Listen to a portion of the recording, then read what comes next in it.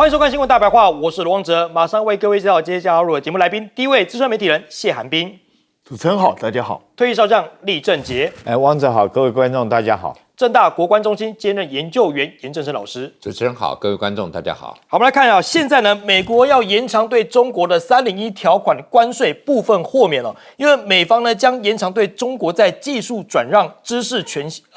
产权以及创新方面的行为、政策做法的301调查当中的豁免期限。那这在这个时候呢，包括了这个钢铝输美关税现在倍增到了50%，川普宣布6月4号生效。那现在呢，欧盟也要准备反击计划了，川普呢现在加倍关铝这个关税站不住脚。欧盟的发言人表示了强烈遗憾，这项决策破坏了双方正在进行的谈判努力，而且增加了全球经济的不确定性以及企业的营运成本。那钢铝进口占比呢，第一名是加拿大，第二名是墨西哥，第三名是巴西，第四名才是中国。那其中呢，德国、日本其实通通都上榜，所以呢，这个关税下去之后呢，等于很多的大国都会受到影响。那现在呢，美中的战场延伸是变成稀土对决晶片了，因为现在有媒体报道说，稀土对上晶片，中美关税战延伸至非关税壁垒。因为在非关税的战场上呢，几乎疯狂的川普已经完全不顾杀敌1000、自损800的后果。那中方呢，并未进一步呢开放稀土管控，是因为美国不仅没有放宽对中国对中的高端晶片的禁运，而且还要加严严控，使得中国呢不仅在这个稀土上反制川普的一些关税，还用稀土呢撬开了美国芯片的禁运高墙。那对于这样稀土情况呢，大家也可以看到，稀土出口未松绑，现在川普希望能够跟习近平直接对话。那川普说，中国完全违反美国达成的协议，将寻求跟习近平对话来共同讨论话题。那中国呢限制的稀土出口现在受到哪些影响呢？包括美国的汽车业制造业受到重挫，数周内恐怕会面临停产。包括像是通用汽车、Toyota、福斯汽车以及现代汽车等业者已经致函到美国政府了，希望呢稀土磁铁广泛运用在汽车的变速器感应器的这些元件如果没法稳定供应的话呢，将会直接冲击生产链。那届时呢，美国的汽车产业呢，恐怕因为零件的短缺而瘫痪。那现在呢，稀土磁铁危机印度汽车业呢将赴北京来做谈判。包括印度汽车业下周将派代表团前往中国，解决对稀土磁铁进口的这些担忧。那目标谈成，希望能够加速审批流程，恢复关键进口产品的稳定流通。那美国现在怎么呢？美国现在对 C919 发动机来做出手。那中国大陆媒体就说你打得越狠，中国越强。怎么说呢？他说，美国现在针对中国飞机的制造业出口限制，虽然在短期之内会推迟中国喷射发动机的国产化进程，但只要任何受挫，都会坚定中国自主自强的决心。甚至有经济学家直接点出说你们越是在出口上打压中国，他们越在创新上投入就越多。那美国卡脖子现在升级了，现在攻断 C919 的引擎。中国公布了关键突破，是不是美国失算了？因为中国研发新一代的冷却涡轮叶片技术已经成功获得专利了。那喷射引擎的核心热端冷却，中国已经掌握到关键技术了。那美国想要靠断供来削弱 C919 的自主进程，但事实上呢，中方在相关的领域方面呢，专利进展的压力下呢，早就已经快速推进了，所以反而适得其反。那再来看到晶片的部分现在美国科技业管制严厉扩及到中国企业的子公司，包括现在川普政府呢推出了新的规划，扩大对中国大陆的科技业限制，其中呢包括受制裁的子公司呢一并进入了这个监管范围。那对这个科技业当然是看得最明显的黄仁勋，他坦言说，华为晶片现在性能已经逼近了辉达的 H200。他说，华为新一代的AI 晶片表现相当强劲效能已经逼近了辉达的 H200 等级。那如果美方持续的封锁，恐怕会导致美国在 AI 丧失原本的领导地位。黄仁勋点出了他的忧心，也点出了这个真相出来。那现在华为自己研发的这个3奈米的技术最快2026年就会量产了。中国晶片呢会突围进入新的阶段。除了5奈米的技术展开之外呢，华为早就已经着手在3奈米的制程开发了。那有消息指出说呢，现在华为正在采取一个双轨并行政策，一方面呢以主流的这个 GAA 架构为核心的技术，另一方面呢又积极投入包括碳晶晶片的这个前沿探索。那美中的晶片战呢，现在打击中国的野心殃及德国企业，因为根据慕尼黑的这个媒体报道，现在美国呢正在禁止向中国出口关键的这个晶片软体，那其后果呢，不仅波及了到了西门子等公司，也危及到中国半导体产业的野心。有这样的这样的分析存在。我们先请教彬哥，彬哥你怎么看现在川普这用钢铝的关税反杀盟友啊？对啊，其实钢铝不仅会影响到中国大陆，中国大陆虽然是世界钢铁出口最多的地方，我们台湾也有。是，那请问一下，怎么我们政府好像在看戏一样，都没有告诉我们面对这个应该怎么办？好像我看这几天媒体的报道，全部都关注在美国对中国大陆的钢铝，那台湾呢？对，我们怎么办呢？对啊，我们也会受到影响啊，怎么都没有政府官员或是相关单位告诉我们会受到什么样的影响，什么样的冲击？拜托，这是涉己事务这个不是开玩笑的，所以我真的有的时候觉得我们的政府会不会躲得太远了？什么事情都推得一干二净，装没听见。对啊，都没有告诉我们到底应该怎么做。是，那当然，你川普一直出这些招数，他一定会打到自己的盟友，而且我也不懂他这样做的意义何在。川普还呛瞎说，他不要让上海的劣质钢铁来取代来建造美国的这些大楼。上海的钢铁劣质吗？而且上海有生产钢铁吗？他到底在讲什么？有时候这个人就是信口开河，随便说说。那问题是，他还是这样做，了，其实中国大陆销往美国的钢铁其实不多美国其实是大部分是买其他国家的钢铁，是，所以美国要这样做就这样做吧。我觉得到时候他自己要去破坏他跟盟友之间的关系，第一名是加拿大，对，所以这根本美国自己要对自己的盟友下手，那我想中国大陆看了应该蛮高兴的。那只是现在美中这个僵局到底要怎么解？川普说中国大陆违反了协议，那你们当初协议头有讲到这个稀土要开放吗？是白纸黑字讲的吗？还是美方单方面的想法？那你说现在要去跟习近平见面通话，我看习近平绝对不会跟他通话，是因为没有人会想跟一个天天出尔反尔、反复无常的人通话，除非你政策已经敲定了，已经确定要怎么做了，只有到这个时候，习近平才可能去见川普，不然的话，我今天跟你谈了，明天你又变了，那请问一下，到底要跟你谈什么？毫无意义嘛。所以我觉得，川普不只是对中国大陆，他对全世界，他都应该要告诉大家，他真正的决定到底是什么。不要今天这样子，明天那样，后天又这样，每天改来改去，这样子没有人能够跟他做生意，也没有人知道你到底要做什么。所以，川普正在重创美国自己的信誉，可是他自己好像没有察觉这一点，还夸夸其词的去告诉记者说，这是谈判策略。实际上，你现在已经被美国人叫你就是个 taco， 你还好意思讲什么？他有什么好说的？是，对，所以这是美国人自己讲的，不是外国人帮你取绰号，是美国人认为你是 taco， 你永远都会退缩，所以你还有什么好讲的？那当然，美国对中国大陆的制裁是不会停止的，包括对引擎的制裁，包括这些东西。但 C919老实说根本卡不太到中国大陆，因为他们的 CJ1000A 其实早已经在测试了。很快应该就可以商业运转了，所以我觉得中国大陆也没在怕你这个是，何况你越是这样做，反而越是加速让它的国产引擎提早上市，所以我不懂美国这样做到底也就是他想要达到什么样的目标。我一直觉得川普在去攻击别人的时候，好像都没有考虑到你自己的战损到底是什么，然后你攻击对方想要达到什么样的目的，你希望对对方造成什么样的伤害。好像他在做这些攻击都没有经过仔细的规划，就是想到什么做什么。那问题是到后来到底是谁伤的比较重？他到底精算过没有？那包括晶片的东西也是一样，晶片因为美国的大力制裁的结果，你发觉这2-3年中国大陆不管在 DUV 也好，或者在其他的晶片设计制造也好，速度越来越快。是，连黄仁勋都说这个华为的晶片可能快要追上 H200。对，那如果华为的进展如此之快，那中国大陆很快又进入3奈米制程的话，那说真的，美国未来到底能够卡住中国什么脖子？没有优势了，对，恐怕就很难了。所以我觉得美国在打一场烂仗，他完全不知道这场战的后果是什么。反而好像在催促他的敌手赶快进步，这是看起来非常愚蠢的一个做法。是好，请教林将军怎么看呢？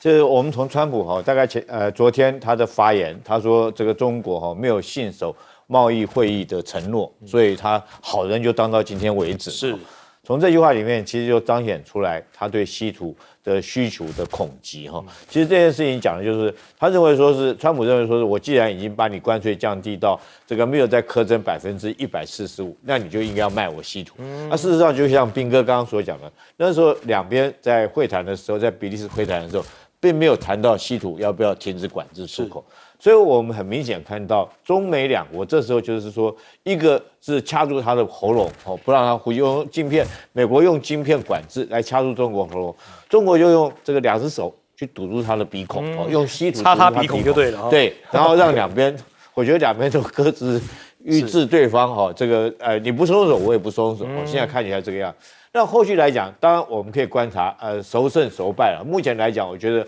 从川普这种表现来讲的话，他昨天讲那个言论说好人当到今天为止对。然后另外他又急着要去将格陵兰并吞到自己的这种国土里面，然后前一阵子还这个要跟乌克兰要矿产。从这些种种我们都看出来，其实美国对稀土是真的是需求恐急。你知道稀土来讲用处有多广吗？在以前那样可能感受不到。比如我讲说我们这手机我们讲的手机，我们手机这个震动，就是因为里面有0.01毫克的稀土，所以它又有吸力的关系，你电流通过它就会产生震动，就是有稀土。像我们平常生活，我们有些家庭主妇去买吸尘器，我不讲哪一种牌子了它很好用的一种牌子。日常的家电都会用到了。日常家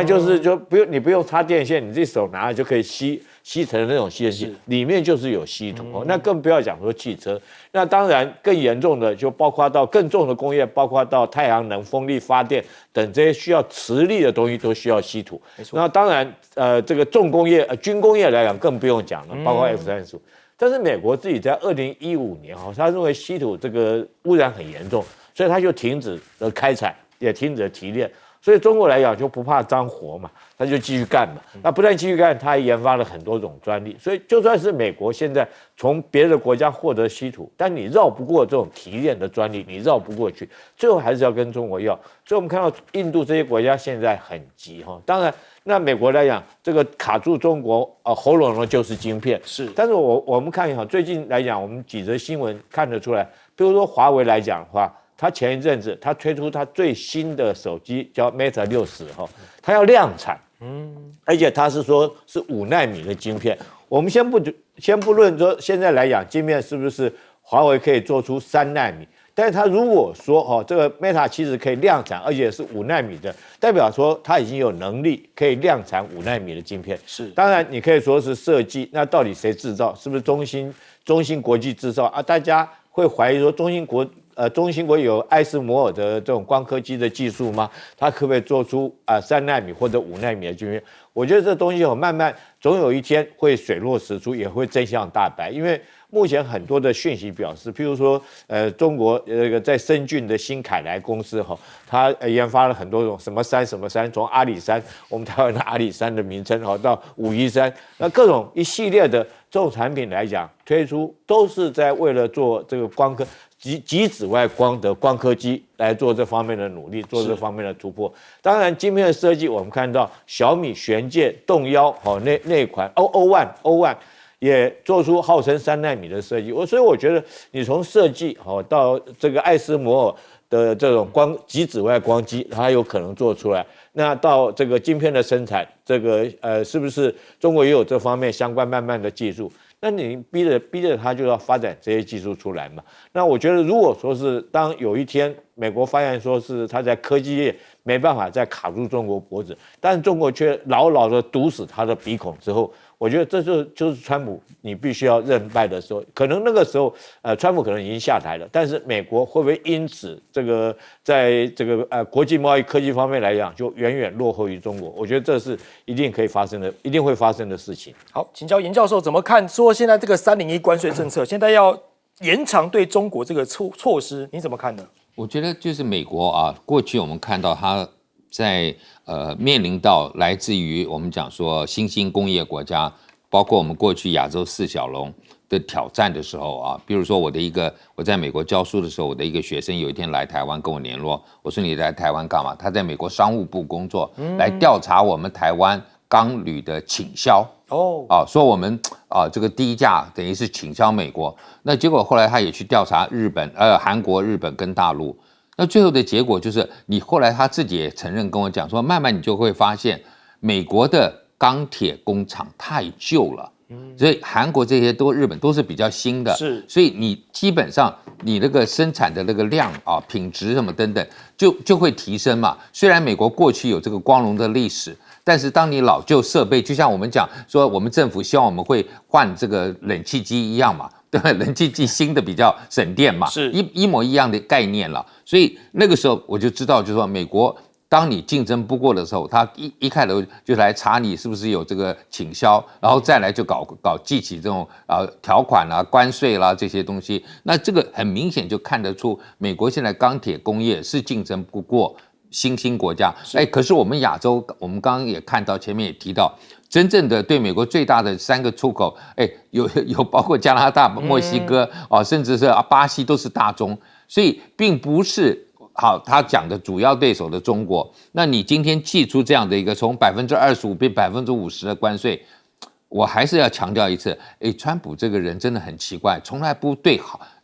他的友邦或者这个盟友稍微客气一点，他是完全不歧视，就是当我对敌人做什么，我对我的好朋友也一样做。那我觉得你就是把你的朋友慢慢赶到对岸去赶到对岸的阵营，那我也不觉得说这个会帮助美国，因为美国还是也需要国外进口的钢铁。那你美国自己的钢铁如果说那么贵，就抬高了美国自己所有产业的成本嘛。我觉得这个是他们要去考量的。那我觉得稀土我也特别要去提一下，为什么很多国家汽车业会需要稀土有一次我就问，我在美国一个家人，他就是他的汽车的那个排气管被偷了，排气管被偷因为里头有稀土就是这样也被偷催化转换。其实他们就有一阵子就是前2年吧，2-3年前，就是美国人会去偷那个排气管后面那个，因为那个里头可以把它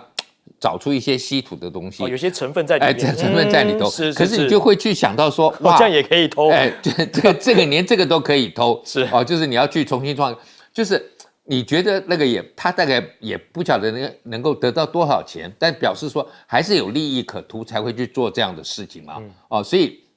稀土今天回到刚才前面一开始讲，你今天如果在美国不生产了，别的国家愿意污染来帮你生产，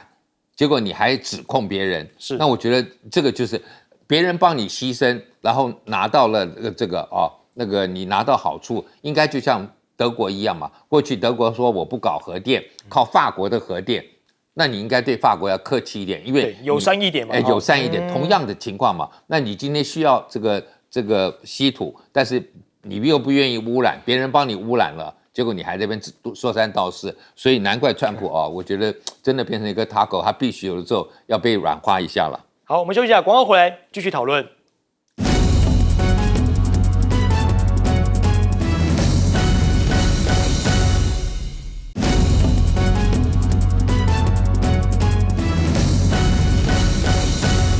欢迎回来，新闻大白话，我是罗旺哲。就在美国把盟友不断往外推的同时，我们看到现在中国免签拉拢盟友来抗美那包括了拓及到了拉美地区中国大陆呢，在6月1号开始呢，对巴西等5国试行单方面的免签。那除了包括像是巴西啦、阿根廷、智利，甚至秘鲁、乌拉圭这些5个国家来实施免签的政策，那这也是中国大陆呢免签政策首次拓及到拉美以及加勒比地区的国家。那目前呢，适用单方面免签附中的国家呢，已经拓展到了43个，包括像是大家耳熟能详的法国、德国、意大利、西班牙等等，这些都实施了单方面的免签政策。那除了这个加勒比海跟这个拉美国家之外呢，海湾国家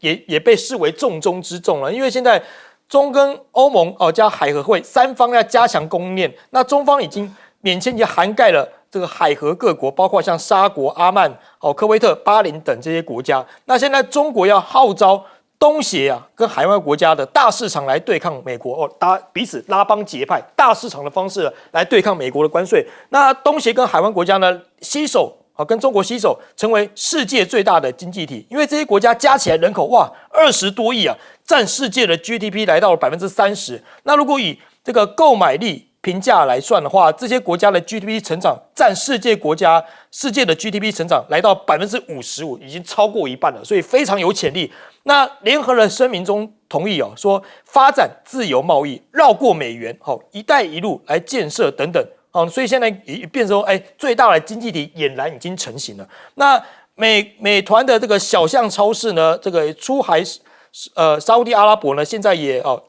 即时零售战火现在蔓延中东因为这个小巷超市呢，现在也是继这个外卖平台呢，在这个沙国上线3个月。那美国旗下的这些前置的一些仓务作业啊，小巷超市现在也启动出海计划，同样选择沙国市场所以大家开始把市场转移出去了。那自己在看非洲的部分现在呢，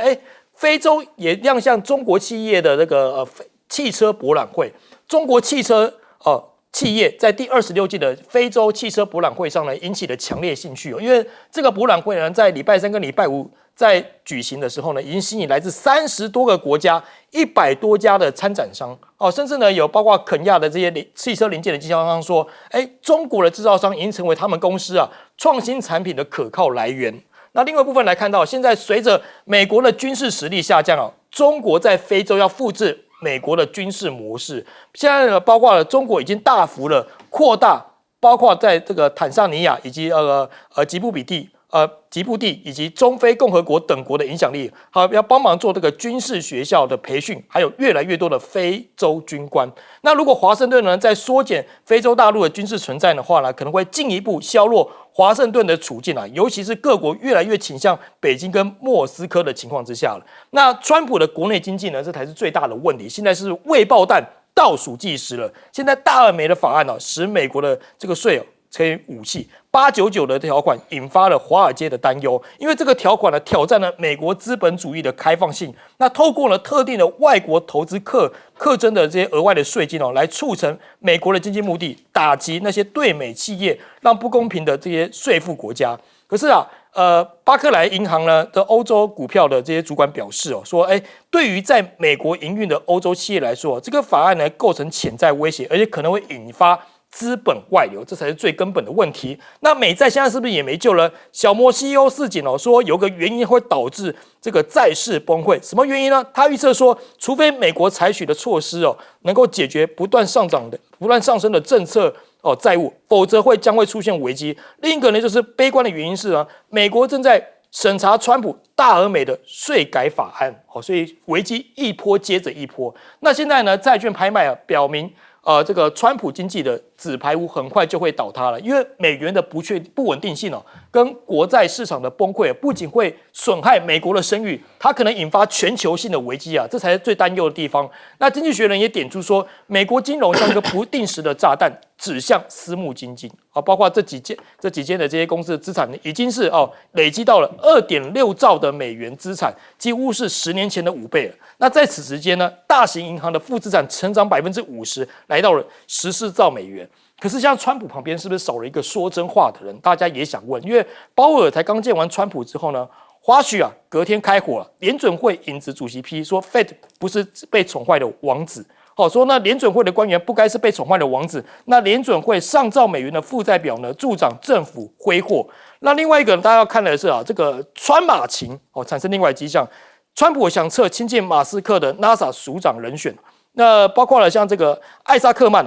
他这个川普呢撤回艾萨克曼担任 NASA 署长的人事案，会在近期公布新的人事人选。那原本的人选呢是艾萨克曼，是马斯克的好友。那据传呢，马斯克对艾萨克曼的这个提名被去除呢，相当不满，认为是政治性的打压。所以像那些川普旁边能够讲真话的人，他的好友通通都被排除在外吗？先请教彬哥怎么看呢？其实第一个我们可以看得出来，这几年中国大陆对自己的自信心是越来越强，是，所以他现在推行一连串的就是单方面免签，还欢迎世界各国来到中国大陆去玩、去经商、去旅游都很好。所以这表示他对自己越来越自信，而且他也采取越来越开放的态度。所以你相较美国，就刚好是一个截然不同的一个状况。美国这边是越来越封闭，对，那中国大陆是越来越开放。那如果双方这样反其道而行下去之后，那是不是也更代表着美国的霸权即将日落西山？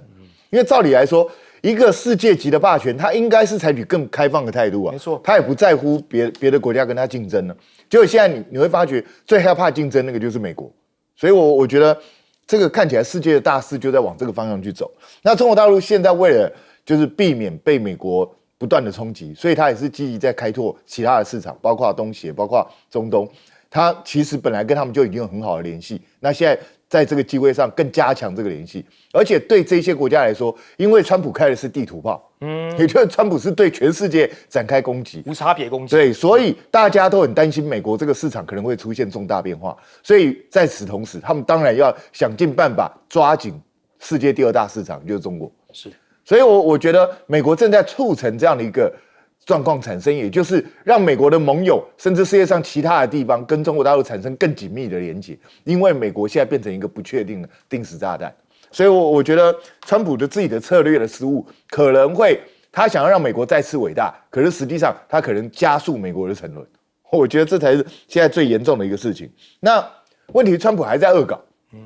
就在搞什么大而美法案啊，然后在推行这个推行那个。我觉得他在推这些法案的时候，完全都没有去顾及，这样会不会造成整个经济大崩溃？是，其实这是非常危险的，因为现在有越来越多的迹象显示，如果川普持续这样恶搞下去，搞不好整个世界就被美国硬拖进经济大萧条。那请问一下，产生这样的状况的时候，川普怎么去解决这个问题？所以这是非常危险的。可是川普看起来好像还沉迷在能够自己炒股票赚钱就好那种状况，只顾自己了。对，我觉得这是非常不可思议的。美国为什么可以允许一个总统带头炒股票，然后带头图利自己，然后完全不管全国人民的死活？我真的觉得这是匪夷所思。虽然他口口声声是说他要照顾全体民众，可是他照顾的几乎全部都是富人，对，反而真正需要帮助的一般的民众没有被他照顾到，所以我觉得这是非常危险的。那以川普这种个性，他身边人本来就留不久。我们从川普 1.0 就可以看得出来，当时他上任1年之内，就一大堆人就走掉，不是被他赶走，就是受不了他自己挂冠求去。川普的个性就是如此，所以在他身边能够留下来的人是少之又少。那马斯克其实我觉得他走的还算慢。讲实在话，他如果早一点走的话，特斯拉今天不会面临这样的困境。对啊，现在特斯拉的状况其实非常糟糕。那马斯克走了，其他的人我觉得陆陆续续也会走。现在就算川普身边的红人，未来能够留下来的也未必有几个，因为川普自己本身就是个出尔反尔的人。好，请教厉将军怎么看呢？我们先看这个中国对非洲的影响有多大，尤其是在军事方面。是，我想如果各位观众如果说曾经看过的话，你会发现，包括这个非洲他们军队的阅兵，他们阅兵分列式用的口令都是国语。这个正步走，然后向右看，都中文讲中文。他步伐这个方式不但是一样，甚至于连这个下达的口令都是用中文在下达，已经不是在喊耶色的这种了。不是，就也不是他们地方的方言或者是他们的讲中文母语。对，他都用中文在下达口令。但各位如果说有机会看到，包括刚果啊、萨比尼亚这些国家，可见呢，中国军事上面对非洲的影响已经深入到骨子里面去了。当美国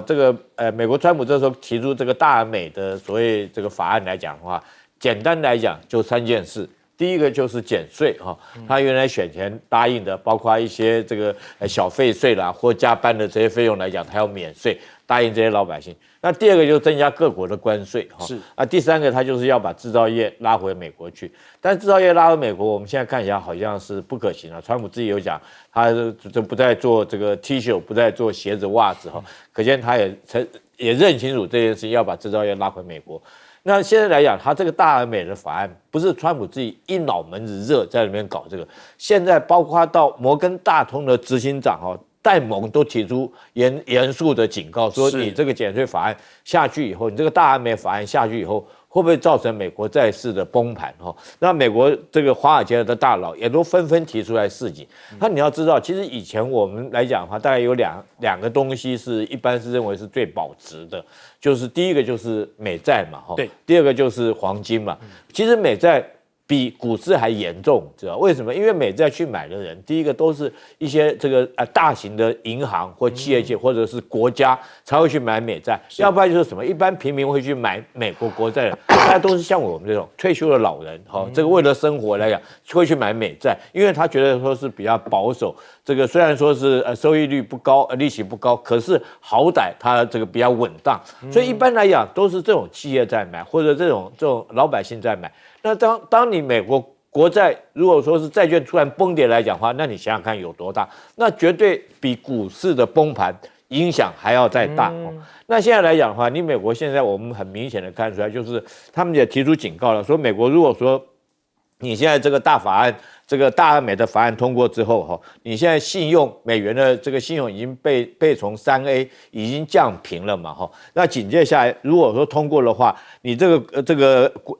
预算赤字，就是每年编的这个预算赤字，占它 GDP 现在已经是6.4%了，就是说我每年国家赚的钱，我编的预算还比较多，还多了6.48%。那如果说按照这个法案推行下去的时候，到2035年他们推估到2035年，就是你国家的 GDP 一年总收入的钱，那你编的预算赤字会多到9%，哇，那你看看多严重，就永远债上滚债。那未来来讲的话，我相信这现在已经是29兆美元的国债了。那在未来，如果这个法案实施下去之后，我看美国的国债一定是崩盘，美元大家也就不再信任这个美元。那对美国来讲，事实上对全世界来讲都是一个经济上的一个大灾难。是，好，请教严老师怎么看呢？我觉得如果看那个大陆对很多国家开放这些免签对，让各国的观光客能够进去，以他现在的这些景点的这种观光的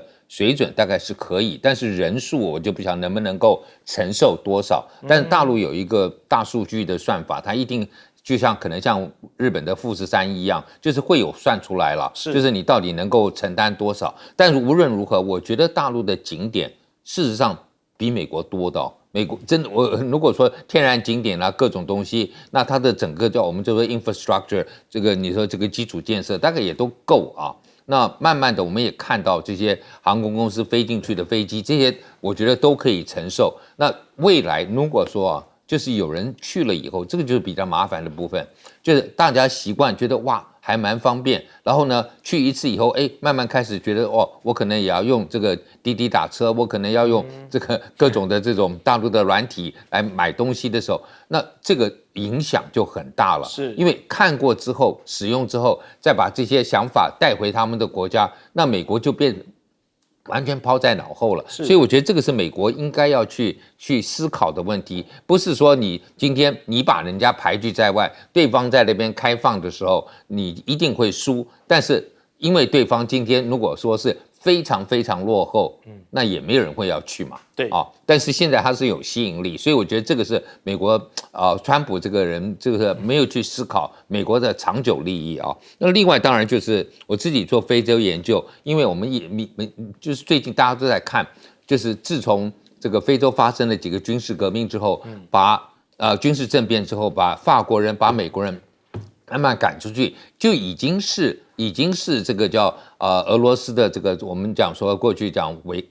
瓦格纳集团也好，或者是大陆在非洲的影响力越来越大。那同样你面对的就是过去在撒哈拉沙漠以南这个萨赫尔地区有很多的恐怖分子极端分子。那法国跟当地政府还去合作，但也没什么成效。那我也不觉得说今天这个中国大陆或者俄罗斯会帮助他们去消灭一些，当然是会维持当地政局的稳定。但是如果今天这些激进的恐怖分子他们得到喘息之后，会不会未来又成为对美国或者对欧洲的一个威胁？我觉得美国今天对川普来讲，我一走了之没问题，可是未来敌人就在你面前了，就像当年这个美国的这些军事这个安全专家就讲，如果你不在中美洲挡住这个所谓的这个左派势力，可能下一个你就要在墨西哥边界在德州的边界来对付他们。所以我觉得不应该把非洲看得这么远因为这些威胁是会对美国跟欧洲会是相当直接的。好，我们休息一下，广告回来继续讨论。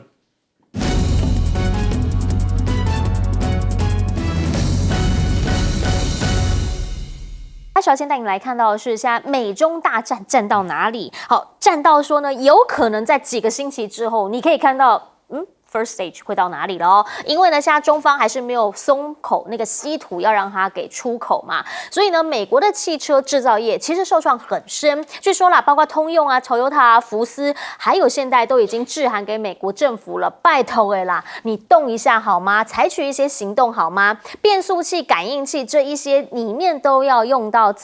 稀土的磁铁，好，这一些东西呢，你都没有办法稳定供应了，那几个星期之后，可能就会冲击到产业链喽。另一个部分呢，则是川普的讲法，因为呢，就有记者问到他说：“其实啦，你像特斯拉因为想说他的好朋友嘛，那这一次呢，就会受到一些进口汽车零件关税打击。”川普怎么讲？川普说：“我相信他们最终都会回来美国，完成整辆车所有制造商通通在美国制造零件。”换句话说，就是我没有要松口，我也没有要动，大家来看谁盯的比较久。目前呢，他们再一次的想要扩大对中的制裁名单，这里面呢说，只要中方的企业持股超过50%的，我通通都要纳进来。好，他在挡的是什么？一个概念。就他挡的是说，母公司已经被制裁，被列入黑名单了。那如果我再有子公司去帮忙承接这个业务，然后呢，50%以上其实还是中资，那他就觉得这样子不是杀不完吗？所以他现在就直接讲了，50%以上的我通通都要纳入，不要像打地鼠一样防不胜防。白宫现在呢，甚至还在讲说要促使新型的中国无人机在美国禁止销售。换句话说，那现在的大疆无人机，还有譬如说啦，道通智能，会不会构成国家的安全风险？先前其实已经有过一波啊，那个时候不是有很多农业州的人出来吗？消防单位的人出来，现在看起来川普他会做的更加决绝。而目前中方如何回应？中方回应的呢，现在晶片的这一块。说美国滥用晶片的出口管制，原因是因为他现在很直接的点名华为相关嘛，所以他就觉得这个是违反关税协议。另一个部分呢，则说了，大家在问，如果美国真的停止供应 EDA， 也就是呢，他们在这个制作晶片的过程当中的一个软体，真的完全不给中方用的话，中方扛得住吗？其实2018年那个时候呢，就已经有过一次了。那现在呢？中方已经从那一次的经验当中脱胎换骨，所以他们在14.5当中呢，就已经有把它列入一个卡脖子清单。现在啦，基本上就已经强化扶植国产，也就是说呢，他们不是在资源上面挹注而已，他们实际的行动上面要求行业必须要成长。那现在下一轮的是 AI 嘛？他们说被妥了2.1兆的银弹，5000亿的人民币，要好好的来拉动 AI。华为传出来，在晶片这一块呢，3奈米最快2026就可以量产。那如果真的是这样的话，表示明年中国的晶片突围会进入一个新的阶段。辉达讲得很直接，黄仁勋坦言了，说华为的晶片现在性能呢已经逼近辉达的 H200。那如果是这样的话，不就表示它原本的这个市场真的 key 料料都被华为差不多的要拿走了吗？美国贸易代表真的那么样的强势吗？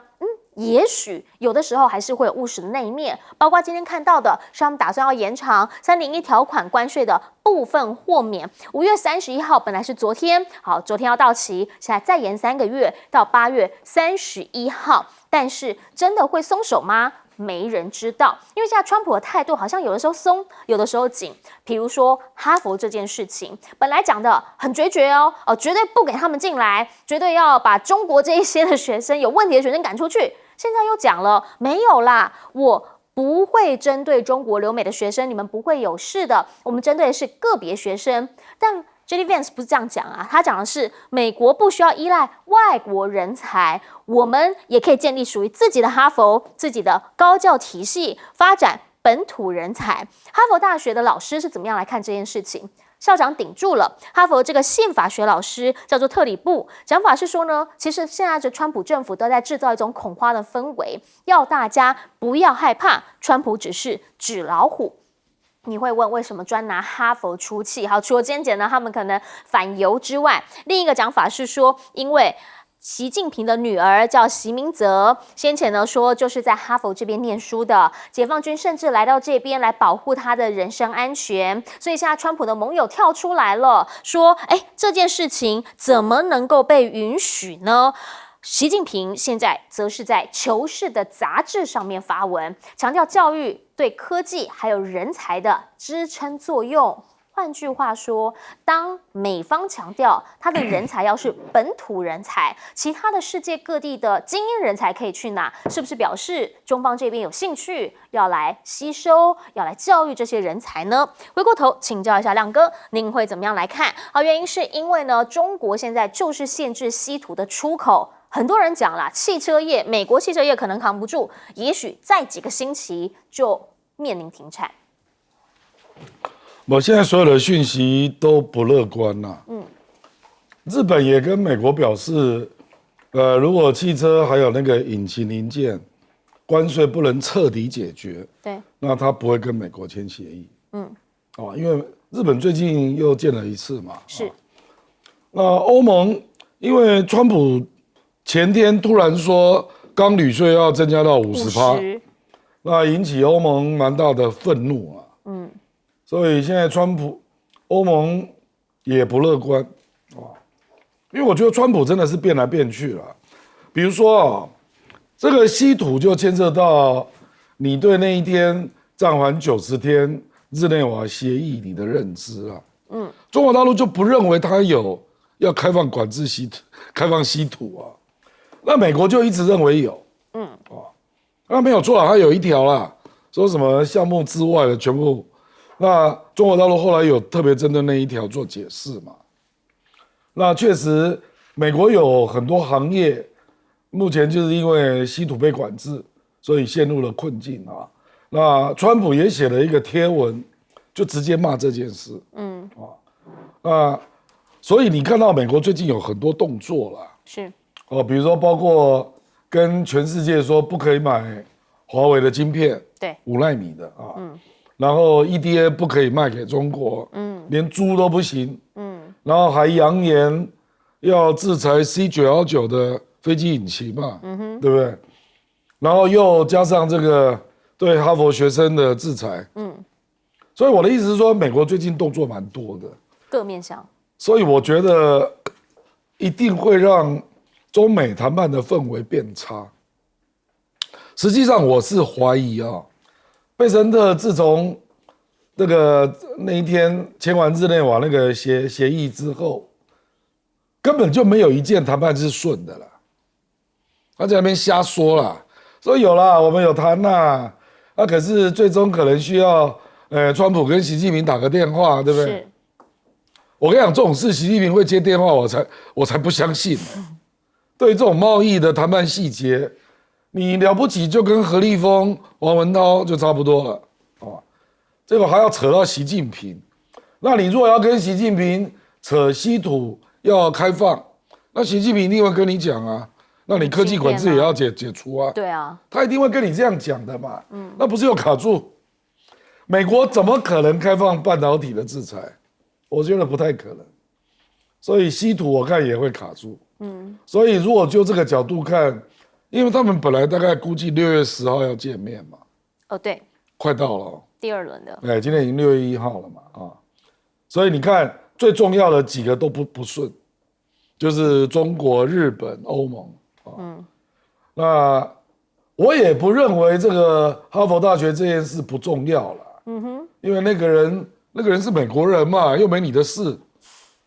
据我了解，中国的学生他们都是采悲观态度了。他们基本上很多就是决定不要去，因为太危险了啦。你如果去了拿不到 I-20， 你怎么办？或者你拿到 I-20， 去了1年就没了，你怎么办那习平泽这件事目前已经有很多美国的媒体说，2015年习平泽应该就回去了。那个时候 New Yorker 有做过报道，因为他大概是2014毕业的嘛。那2015他就回去了他是念哈佛心理系啦，没有错可是他不太可能留在美国啦，因为你去想，川普第一任是2016到2020，为什么都没有他女儿的文章？那个时候应该要大炒作，不是吗？那要扣押孟晚舟，那扣押习明哲不是更好？所以我认为这是假新闻啊。OK， 事实上，美国因为这个 rumor 本来就是个网红，讲话都是虚虚实实的啦啊。如果习明哲人在马赛诸塞州，我难以想象会没有照片，这不太可能啊。那边华人蛮多的，而且美国媒体这么发达，华人的网红这么多，不会去偷拍你，我才不相信呢。可是到现在我们都没有看过照片。好，所以到底应该怎么样来看美中之间？哈，原因是因为请教一下姚老师，现在呢，其实双方都是卡着他的脖子前进，你卡我，我就卡你。那现在就看谁撑得比较久。稀土现在中国大陆很清楚，把它视为一个管制的重要战略物资，也是一个筹码，谈判的筹码，还有呢反制的筹码。其实如果你没有反制我，我对你稀土的出口，其实是不一定会管制的。但因为现在美国在做对中国的贸易战、科技战，而且现在进入到贸易战2.0、科技战2.0。最近、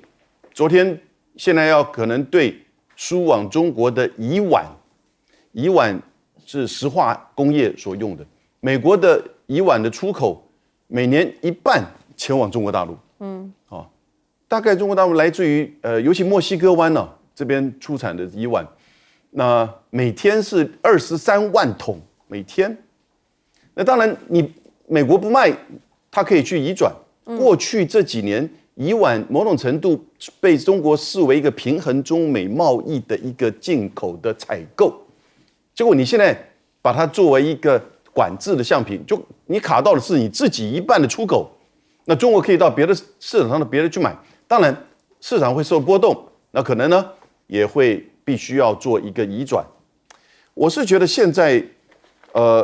中美之间呢，尤其美国对于中国的这个贸易战2.0、科技战2.0，已经有一点走到了死胡同了。因为大家都知道嘛，在大陆把这个川普叫川建国嘛，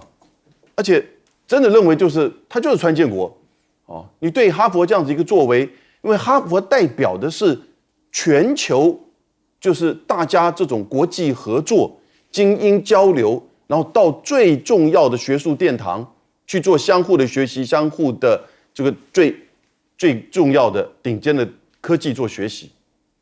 那个蒋玉龙的演讲在哈佛的甘乃迪学院不就很清楚吗？哈佛就刻意找他来，你知道他的背景，他的父亲是中国发展协会的理事长，是专门在做国际开发、国际合作的，是对中国跟国际开发合作有很大的贡献，在联合国体制当中。然后呢，他从小在美国念高中，然后呢杜克念大学，到了哈佛念国际发展，这走他父亲的路。结果呢，这就代表了什么？中美之间其实是可以合作的，人类之间是可以相互合作，在全球化、在国际合作的这个框架之下。但是从川普上来之后，美国的民粹就把中国视为他的挑战，所以不断的去就针对他。你讲妖魔化也好，你讲是现实主义的观点也好，然后呢就开始贸易战、这个科技战。可是搞到后面，你管制了他，现在突破卡脖子，他反而是你逼使跟促使他用举国体制政策发展协助下去。那以中国的人口、智慧、教育、制造、市场、国际地位，你没有管制的，他都大发新三样。你管制的现在只剩下几个 EDA、先进半导体的制程这些东西，那它的突破现在已经都看到一项一项，华为都开始在发展。你还觉得你可以管制得了它吗？这样子的一个就是中美的贸易战、科技战的这种竞争跟对抗啊，不用多久，我觉得3年后、5年后你回过来看，美国是输的，其实已经快要输了。而川普呢，就是那个始作俑者。而拜登上来呢，不敢去改这个民粹，他的竞选人说我要废掉，上来之后呢就持续。所以这样这个整个发展，我们看那个大的方向啊，就很清楚，只不过是现在我们看到，川普还有3年半，接下来中美竞争可能还有的拖的。是，来请教一下左老师怎么看？好，当然现在大家比较注意的就是关于这个所谓的自动化的软体，半导体生产的这种自动化软体EDA， 它现在这是新一波的禁令嘛？那现在这个当然就是说，大陆在这个前一波的川普第一任的时候就开始了这个国产化的努力。不过到目前为止，这3家这个美国的公司，新思、易华跟明岛这3家仍然占大陆市场的70%。所以其实这个冲击短期上冲击是非常大的。那这个软体部分可能会是美国对中国大陆半导体新一波，我认为会带来是最大冲击的一个管制行动。因为你可以看到，就是说整个这种所谓的 EDA 啊，就是电子设备电子设计的这个自动化的这种软件，电子设计自动化的软体哈，它主要的大公司都是美国公司，所以美国其实如果美国政府真的要去严格执行它的出口管制，对中国大陆会有很大的影响。但这一波其实不是只有这个 EDA， 还有什么？还有化学制品，就是对于这个半导体制造的化学制品。那这个其实在半导体制造化学制品比较主要大的这个制造商是日本商，比如像是信越化学。但是这个部分呢，第一个，因为美国当然会去这个要求日本配合，但是它隔了一手，效果可能不会有它自己管制那么有效。第二个，其实中国大陆这几年已经开始在发展它自己的这种半导体的化学制品啊，比如像在这个珠海的基石科技。那有人认为说，深圳的这个所谓的新凯来也是算是，因为这2家都是国资委投资嘛，都被认为已经有相当规模啊，有可能可以去填补上这个，如果美国真的断供它的这个化学制品的话，可以填补它自己的这个半导体产业的这个化学制品的需要。可是呢，反过来说，这样子的一个出口禁令对美国也会有很大的打击。为什么呢？因为像这个以化学制品来说，现在全世界最大的这个需求地就是台湾，第2大的需求地就是中国大陆，第3是韩国。那所以说，如果你砍掉了中国大陆这一块需求的话，其实对美国厂商也是会有很大的冲击。同样的，在这个 EDA 的情况也是如此。所以这种出口禁令一定是两败俱伤。那它就因为两败俱伤的关系，所以它就会有很多的这种所谓有人想要绕道而行啦，想要换一个方式，从不同的管道进中国大陆。这也就是为什么我们看到像这个 NVIDIA 辉达会不断的去倡议说，其实你这种管制最后其实伤害了美国的利益。比如像黄仁勋他讲了一个概念，我觉得是很值得大家参考的。他怎么说？他说啊，你看你要让这个中国大陆自己去发展它的晶片，还对美国比较好，还是说你让它所有的 AI 的产品呢，都要跑在美国制造的这个硬体上面？那这个是不是让美国更能够掌握中国大陆它的这个 AI 的这个产业的发展？对美国来说，又可以赚钱，又可以控制。你听他这样讲也是很有说服力的。但现在可能看起来，我认为这一波主要的不是从经济上的考量，是从谈判上的考量，因为卡在这个所谓的出口管制的这个部分没有办法解套啊，那大陆的这方面的这个放手的这个速度可能没有达到当初这个谈判的时候的预期，所以等于是用其他的方式来施加压力。其实呢，我们现在在看到美中之间很重要的一个因子叫做川普，原因是因为川普今天讲的跟明天讲的可能会不一样。那川普喜欢什么呢？喜欢金，golden， 来。就喜欢奢豪金，现在呢说在白宫都快变金宫了，原因是因为里面有金卡、金琼、金钥匙，现在所有的东西都是金的，因为他就喜欢添金嘛。桌上有金色指针，上面还雕了一个 Trump， 这样子呢，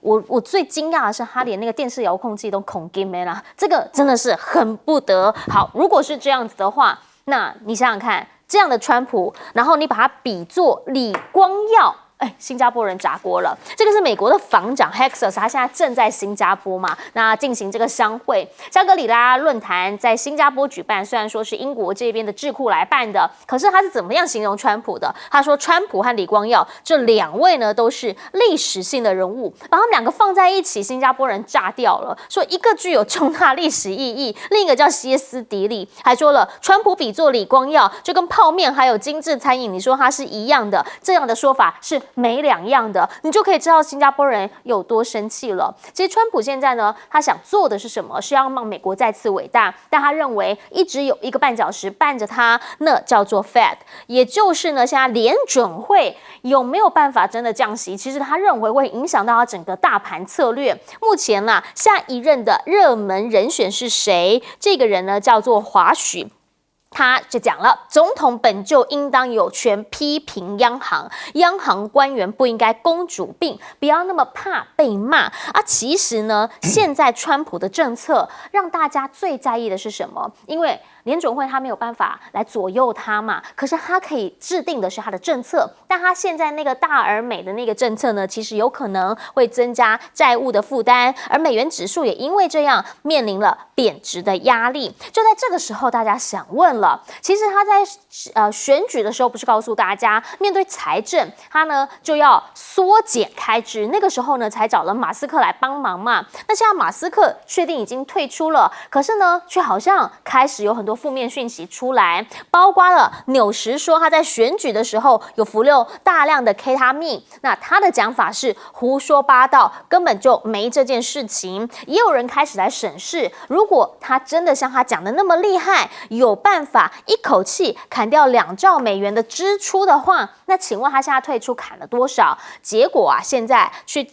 好好的来对比一下，发现只砍了大概0.5%，也就是190亿美元，相差2兆，那真的是大屋跟小屋之间。那马斯克到底为什么会这么样的不受信任？也有人问到，有可能是忠诚度的问题。好，包括他的好朋友本来说要去 NASA 当署长的，当时呢他还捐了6000万给川普，说让他能够就职。结果现在呢被发现说他不是只捐给川普，也捐给民主党的人，所以被认为不够忠诚吗？现在马斯克走了，人走茶凉，他也直接被赶出门，没有办法再去 NASA 当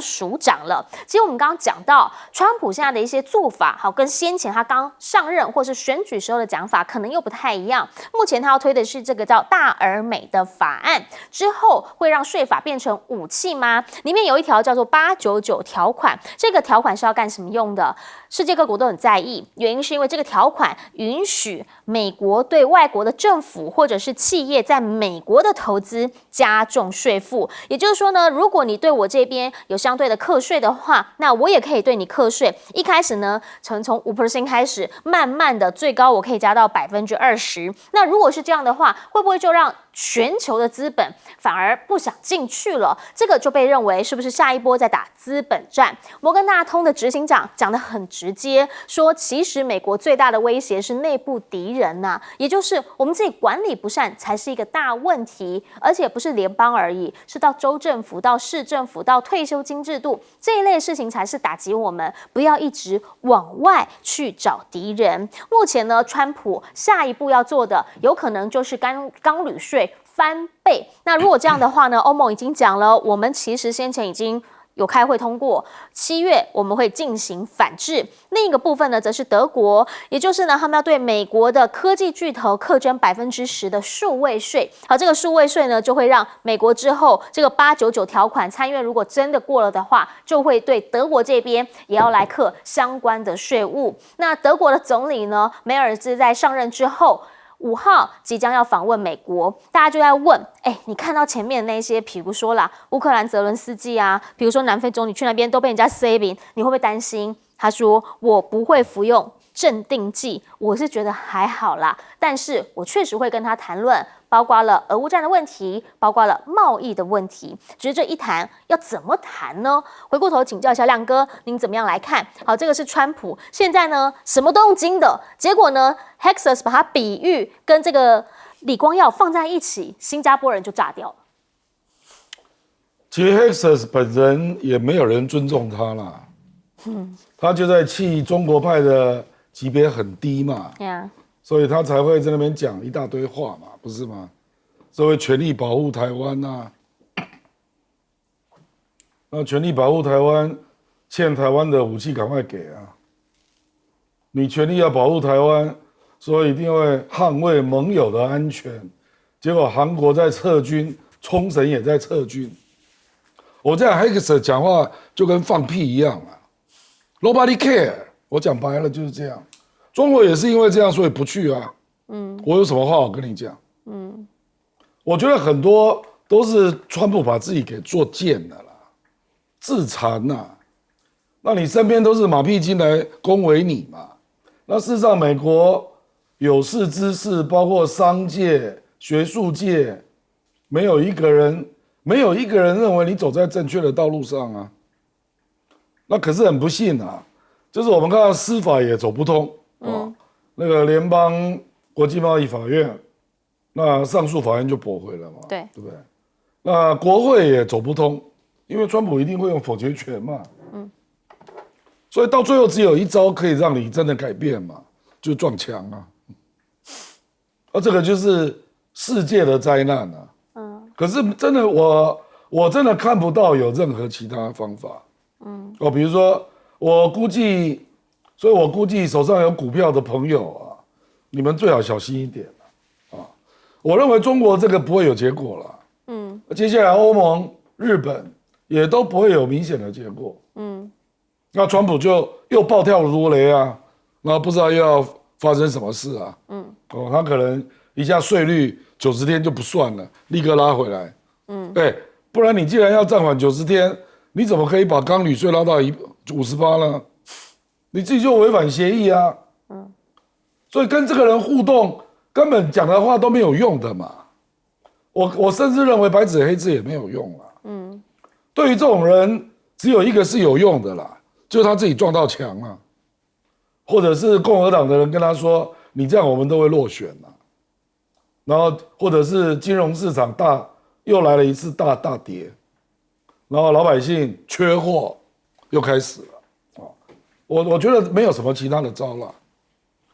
因为他如果连 WTO 都可以公然违背，那他什么事做不出来 ？WHO 他也要退出啊。对啊，对不对？那我还看到他任命的那个卫生部长，现在还在那边大放厥词，反正他都认为他讲的是对的啦。他不相信任何疫苗嘛。那还要针对几家美国比较大的生医的公司要处罚啊。我觉得这个政府已经整个乱掉了啦。就乱无章法，都凭川普一时之间任性的想法跟发言，你这样别的国家为什么跟你有什么样的互动呢？我觉得很难啊。